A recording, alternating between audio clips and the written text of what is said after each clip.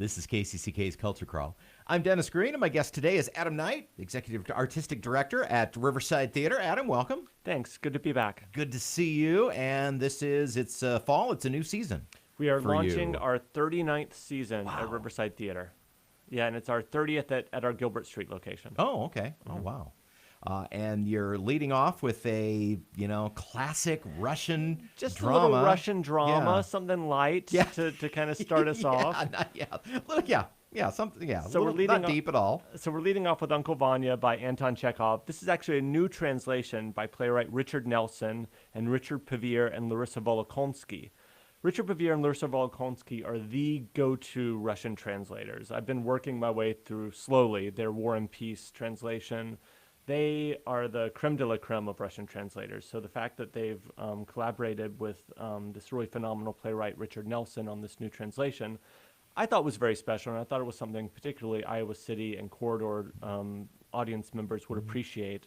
So we are the Iowa premiere of this new translation. So broadly, and I know that we could probably do an entire college course on this, what do you think these translators bring to the project? I mean, we kind of think, well, it's translated, then it's done. A lot of translation's such a weird beast, and it's kind of like you know it when you see it. You know it's good if it's great, and if it's not great, something just feels off about it.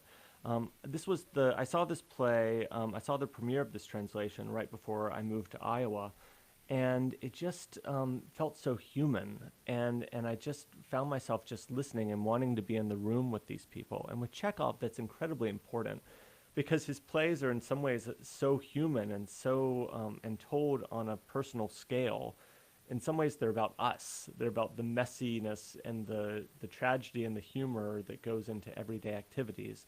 And so because of the delicate language that permeates his plays, it's particularly important to have the right voice and the right kind of voices guiding us. And so for those who aren't familiar with Uncle Vanya, although I think most people who are probably familiar with plays and drama have heard the title, but probably fewer have seen or read the play. So Chekhov is mostly known for four major plays: Uncle Vanya, The Cherry Orchard, The Seagull, and Three Sisters. And of the four, Uncle Vanya is in many ways his most religious play. It's about sacrifice. It's about a family where Uncle Vanya and his niece Sonia had been working on this estate for many, many years, essentially sacrificing their livelihood to support the academic work of Sonia's professor father, Serebryakov. And when he comes back into town, he decides to move into the estate with his new young wife, because Sonia's mother died many years ago. And the arrival of the professor and the new, much younger wife throws the entire house into chaos and puts into question all these years that Vanya has sacrificed for a man he no longer believes in. Tell me about the cast. The cast is really some of the best actors in the corridor. Tim Budd, Joshua Frivesund, Katie Hahn, who just played Prince Hal in our Summer Shakespeare, Jessica Link, who was just in Men on Boats, Rachel Lindhart, and Krista Newman. And we're very excited that former U of I professor Eric Forsyth is joining us, kind of coming out of retirement to play the professor. It's also very interesting. Eric's father was in a world premiere by Richard Nelson, who's one of the translators, many, many years ago. So there's a connection to the playwright there, too. Back to the translation for just a second. You said that the translators worked with a playwright. So that, and I hadn't really ever thought of that. In our mind, when you think of translation, we just think of, well, we're going to translate the words and the phrases. Yeah. Da means yes, and go from there. Exactly. But it's now that I think about it, having a playwright also involved would be a really good check and balance. It makes a huge difference. In fact, in New York, I worked for the Lark Theatre on their U.S.-Russia exchange. So it was me, the playwright, who didn't speak any English, and a translator and a group of actors. And what I found through that process is translation, especially of a play, really wants to be on its feet. It has to understand how a play moves, how people talk, how people interact with each other.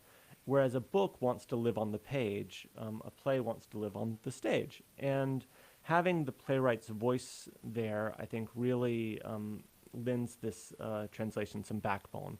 Typically, translations are either a literal translation and then a playwright takes over, or it's an academic translation that doesn't quite understand stagecraft. In this case, the three of them spent a month in their country estate in Paris working on the play, and so these three voices together, I think, makes this translation particularly unique. We in America think of Russian culture as being, as being different historically. But I think if you said to people on the street, let's say, well, I'm sure that, Russians are pretty much like us. But Russian drama, and especially the stories that Chekhov tells, I think really demonstrate the cultural differences. They do. I mean, they're very funny. This was a culture that was essentially kind of where France was right before the French Revolution, but it was 150 years later. So, it was post-industrial revolution, and yet there was a kind of very much a backwards mentality with this landed gentry that was about 10% of the population, and then 90% of the population was all rural peasants. And so there was this boredom that the upper class had. They were highly educated, and they had nothing to do with it. This wasn't a society that was exactly moving forward. And so what I think is so present in Chekhov's plays is this kind of ennui of the leisure class that leads to tragedy, and of course everyone's in love with someone who's not in love with them, and it's also very, very funny. And I think part of that, we hear these funny names and how Russians, they've always got like 5 different names that they call each other. Oh, yes. Elena Andreevna.